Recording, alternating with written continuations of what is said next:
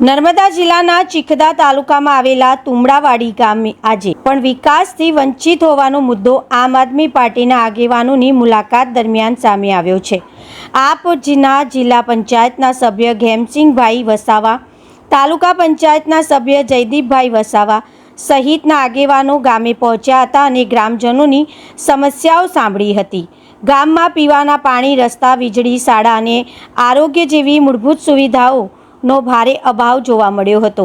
આશરે 600ની વસ્તી ધરાવતા ગામમાં આ દિવસ સુધી યોગ્ય રસ્તો નથી, જેના કારણે 108 એમ્બ્યુલન્સ સેવા પણ ગામ સુધી પહોંચી શકતી નથી। ગામમાં 70થી 80 બાળકો માટે શાળાની અને 30 નાના બાળકો માટે આંગણવાડીની કોઈ વ્યવસ્થા નથી।